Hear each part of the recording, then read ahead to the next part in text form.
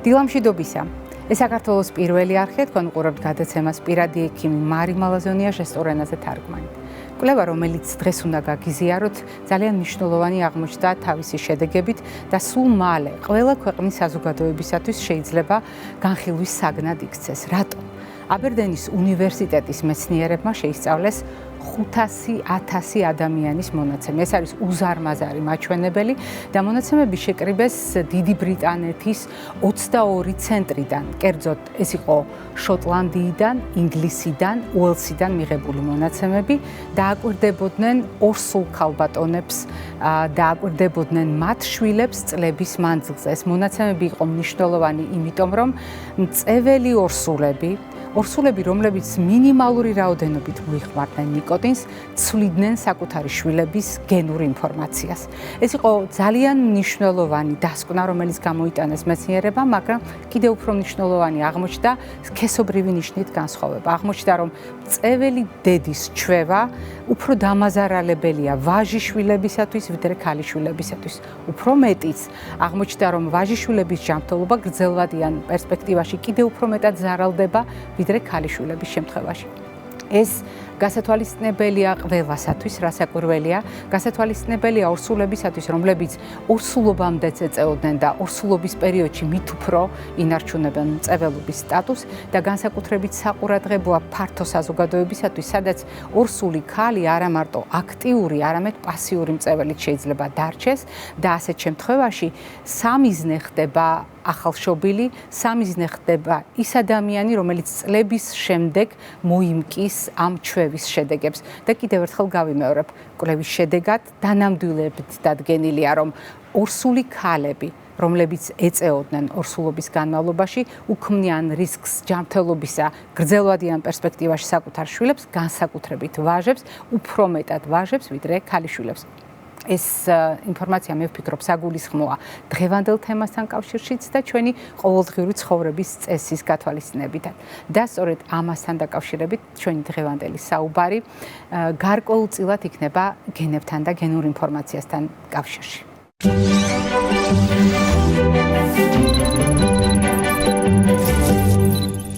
როდესაც ადამიანზე ვსაუბრობთ, ჩვენ ყოველთვის ვითვალისწინებთ იმ საფუძველს, იმ მოლეკულას, რომელიც განსაზღვრავს ჩვენს ვინაობას და რაობას.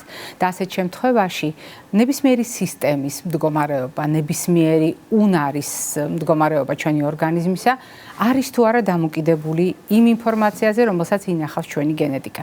დღეს ჩვენ ვეცდებით ერთ ასეთ კითხვას გავცეთ პასუხი ჩვენი გადაცემის მეგობართან და დღევანდელ სტუმართან ერთად, რომელიც გახლავთ თბილისის სახელმწიფო სამედიცინო უნივერსიტეტის პროფესორი, ექიმი გენეტიკოსი ქალბატონი თინათინ ტყემალაძე. თიკა დილამშვიდობისა. დილამშვიდობის.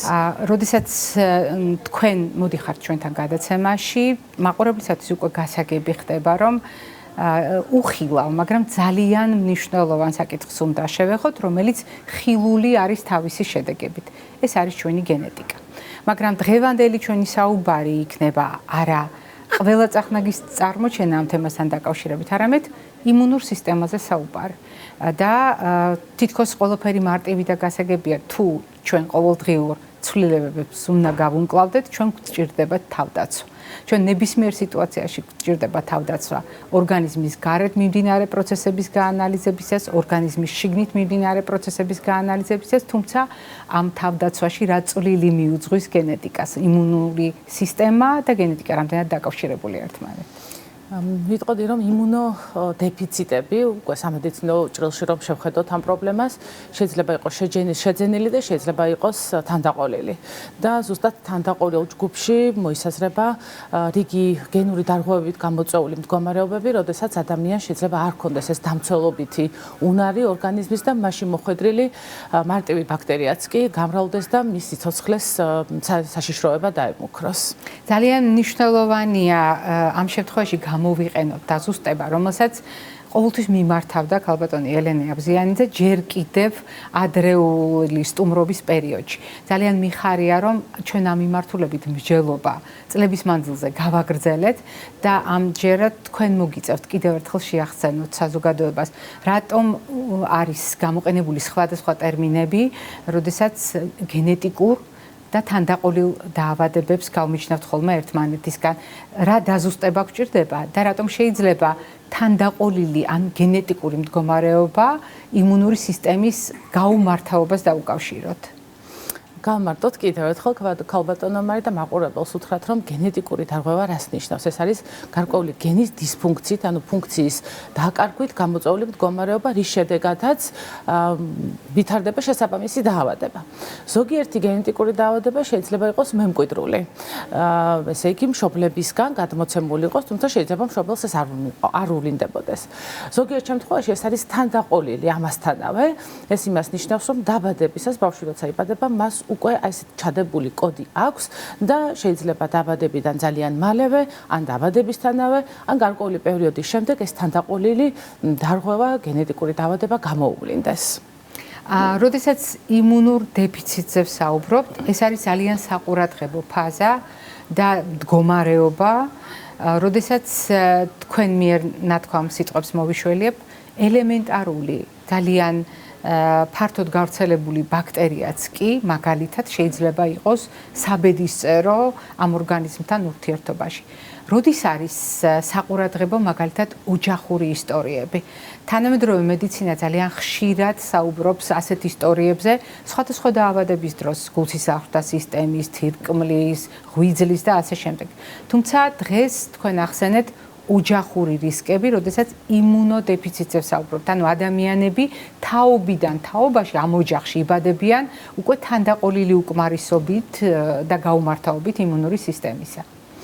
შესაძლოა რიგ შემთხვევაში იყოს ოჯახური ისტორია იმუნოდეფიციტისა. განსაკუთრებით თუ ეს ოჯახში რამდენიმე ბავშვთან მოხდა მსგავსი გამოვლინება და სამწუხაროდ შეიძლება ლეთალურად, ანუ სიკვდილითაც კი დასრულებულიყო ბავშვის მდგომარეობა. ასეთ დროს როდის უნდა ვიეჭვოთ ჩვენ თუ ბავშვი თუ დასულში იმუნოდეფიციტზე. მაგალითად თუ ადამიანს ამ ბავშვი ხშირად ავადობს და ესეთი ავადობა წელიწადში 3-ჯერ ან მეჯერ ხდება და თერაპიას ნაკლებად ექვემდებარება.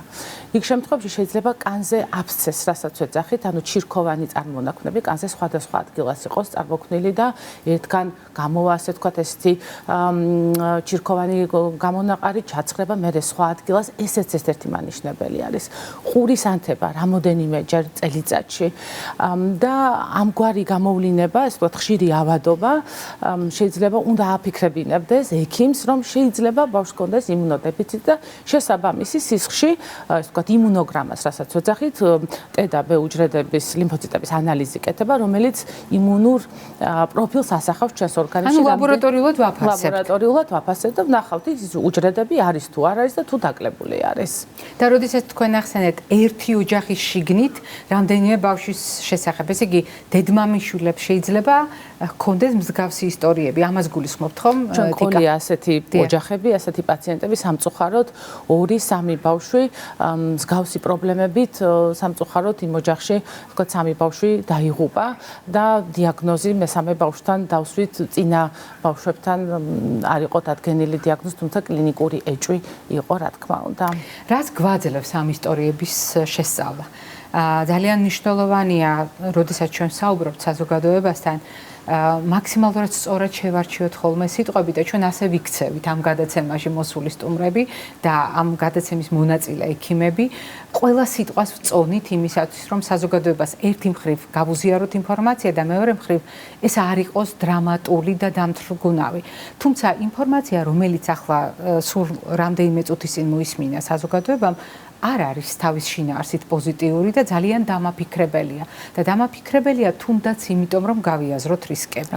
ოჯახური რისკი ყველას ერთნაირი არ აქვს იმუნოდეფიციტის, უფრო მეტიც ოჯახური იმუნოდეფიციტი არ არის საყოველთაოდ გავრცელებული პრობლემა საბედნიეროდ, მაგრამ არის ოჯახები, სადაც ასეთი რისკი მართლაც თაობიდან თაობაში არის განმტკიცებული. რა უნდა მოხდეს ისეთი ჩვენი ცხოვრების წესიდან გამომდინარე, რომ ჩვენ ასეთი რისკები გავაძლიეროთ და არის თუ არა ასეთ შემთხვევაში დადგენილი გარკვეული თავისებურებები, როგორც სოციუმის თვალსაზრისით, ასევე ეთნიკური თვალსაზრისით და ასე შემდეგ. სად რა შემთხვევაში იზრდება ასეთი რისკები? თუ გენეტიკურ თანდაყოლილ იმუნოდეფიციტებზე გვაქვს საუბარი, აქ გარემო პირობებს იმდანაც წამყვანი მნიშვნელობა არ აქვს. მაგრამ აქ არის ძალიან მნიშვნელოვანი რაც შეიძლება ადრეული დიაგნოსტიკა. ადრეული დიაგნოსტიკა წარმატებული მკურნალობის საფუძველია და მინდა ვთქვა, რომ მრავალ ქვეყანაში არის ახალშობილთა სკრინინგი, სადაც დღეების ბავშვს უკეთება ანალიზი, მაგალითად როგორც ფენილკეტონურია, ცისტური ფიბროზი, თანდაყოლილი ჰიპოთიროიზმი, სხვადასხვა ქვეყანას ნუსხა დაავადებებისა სხვადასხვა აქვს და დღეების ბავშვიც დგინდება ეს დიაგნოზი და იმ წამსვე იწყება მკურნალობა. მკურნალობა შეიძლება მოიცავდეს ძვლის ტვინის გადანერგვას და ასევე გადასხმებს იმუნოგლობულინის, რომელიც ვთქვათ, გარედან შეგვყავს ეს უჯრედები, რომელიც არ აქვს ორგანიზმს და დამცველობით ფუნქციას ანიჭებს ეს ადამიანს. და სამწუხაროდ გვიანი დიაგნოზი შეიძლება გართულებებით და შეიძლება ფატალურად დამთავრდეს, თუმცა ადრეული დიაგნოზი კრიტიკულია, იმიტომ რომ თუ მოხდას დროული დიაგნოზი და დროული მკურნალობა, გამოსავალი ამ ადამიანების აბსოლუტურად კარგი არის და მათ ჩვეულებრივი კარგი სიცოცხლის ხარისხი და ჯანმრთელობა აქვს. კიდევ ერთი საკითხი ეს არის თქვენი კვლევა, როდესაც საქართველო აღმოჩნდა ობიექტივში, საქართველო აღმოჩნდა ინტერესთა სფეროში იმ მასშტაბურ საერთაშორისო კვლევაში, რომელშიც თქვენ ხართ ჩართული. მოგახსენებათ, საქართველო პატარა ქვეყანა არის და ყველა ქვეყანაში, ისე როგორც საქართველოში, არიან ეთნიკური უმცირესობები. მათ შორის ქართველი აზერბაიჯანელები ყველაზე მრავალრიცხოვანი ეთნიკური უმცირესობა არის, ჩვენი პოპულაციის დაახლოებით 6-7%.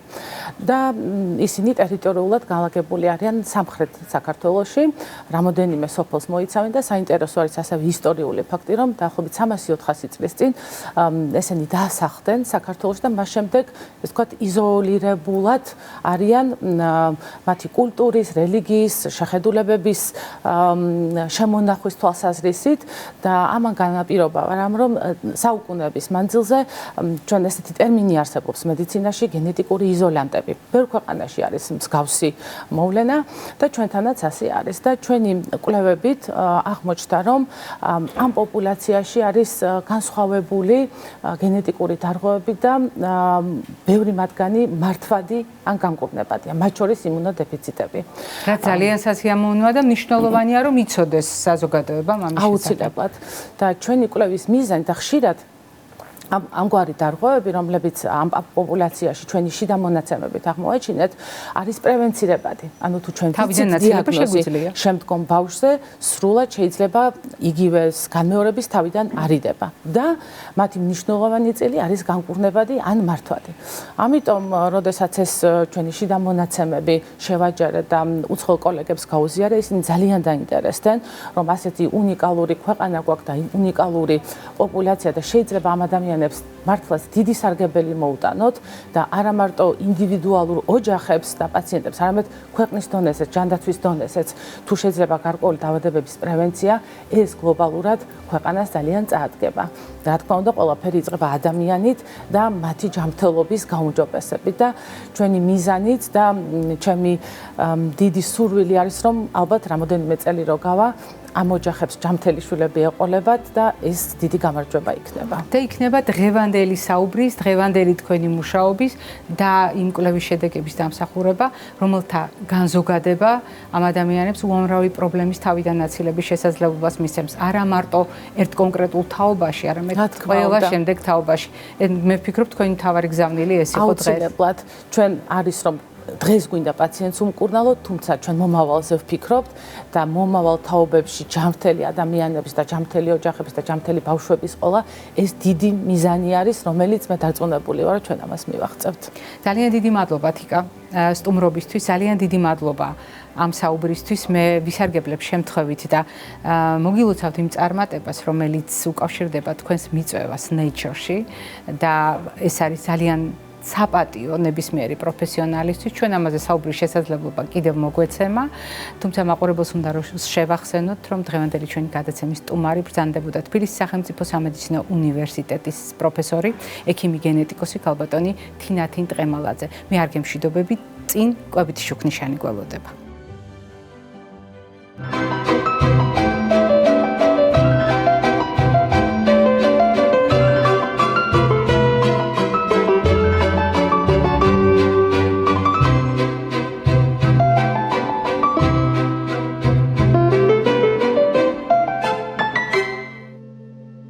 ჩვენი ტრადიციული კვებითი შუქნიშანი ეს არის კვებითი რეკომენდაციების ერთობლიობა, რომელიც სამფერი დანიშნულებით არის ხოლმე ჩართული ნებისმიერ თემასთან კავშირში.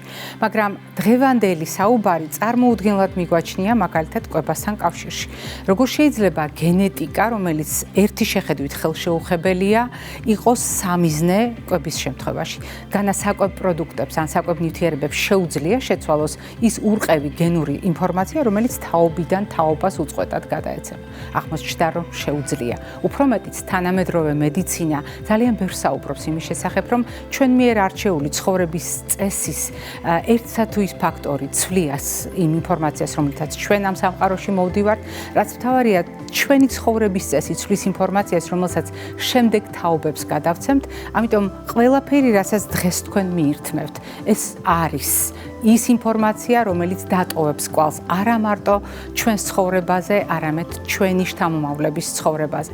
ასეთ შემთხვევაში მედიცინა დღეს სწავლობს გარკვეული რისკის მქონე პროდუქტებს და მაგალითად დღეს დანამდვილებით ვიცით უკვე, რომ ისეთი პროდუქტები, როგორიც არის ტრანსცხიმების შემცველი საკვები, აუცილებლად ნეგატიურ გავლენას ახდენს ჩვენს ჯანმრთელობაზე ზოგადად და აუცილებლად ნეგატიურ კვალს ტოვებს ჩვენს გენურ ინფორმაციაზე. ეს ინფორმაცია სწორედ ასეთი შეცვლილი სახით გადადის თაობიდან თაობაზე. მაგრამ როდესაც ჩვენ საუბრობთ, მაგალითად, რა შეუძლია დღეს მედიცინას შეცვალოს წვანე კუთხით, ჩვენ აუცილებლად უნდა გავიხსენოთ ისეთი პროდუქტები, რომელთა კვლევაც ამჟამად მიმდინარეობს, მაგალითად, მწვანე ჩაი. მწვანე ჩაი აღმოჩნდა იმ პროდუქტთა რიცხვში, რომელსაც შეუძლია შეცვალოს პოზიტიურად კეთილმყოფელი გავლენით ჩვენი გენური ინფორმაცია თაობიდან თაობაში. ამ კვლევებს ჩვენ პერიოდულად გიზიარებთ ხოლმე. გარდა ამისა, სხვადასხვა პროდუქტები, რომელიც მდიდარია ანტიდამჟანგავებით, ამიტომ არის მნიშვნელოვანი მრავალფეროვნება და მრავალფეროვანი პროდუქტები, რომელთა შემადგენლობაში არსებული სხვადასხვა ნივთიერებები, სხვადასხვა ფერით არის აღსაქმელი და სხვადასხვაგვარ გავლენას ახდენს ჩვენს ჯანმრთელობაზე, რაც მთავარია გვიცავს თავისუფალი რადიკალებისაგან და გვიცავს არა მარტო ახლა ამ წუთას ონკოლოგიური პრობლემებისაგან, გულსისხლძარღვთა დაავადებებისაგან, დაბერებისაგან, არამედ იცავს იმ ინფორმაციას, რომელიც ჩვენს შვილიშვილებს, შემდგომ თაობებს უნდა გადავცეთ. ამიტომ კიდევ ერთხელ უნდა დავფიქრდეთ კრიტიკულად იმაზე, რასაც დღეს ვჭამთ. არაფერია უწყინარი, როდესაც მომავალზე ვფიქრობთ. არ არის უწყინარი გადაწყვეტილებები მაშინ, როდესაც მომავალზე ვფიქრობთ და ჩვენი მომავლის ჯანმრთელობის რისკებზე ვფიქრობთ, რადგან დღეს ჩვენ მიერ არჩეული საკვები, დღეს ჩვენ მიერ შერჩეული პროდუქტები აუცილებლად იქონიებს გავლენას ინფორმაციაზე, რომელიც თითქოს უცვლელად მივიღეთ ჩვენი წინაპრებისგან, მაგრამ აუცილებლად კორექტირებული, შეცვლილი სახით გადაეცემა ჩვენს შემდგომ თაობას. მე დღეს ამით გემშვიდობებით, ჯანმრთელობას და დღეგრძელობას გისურვებთ.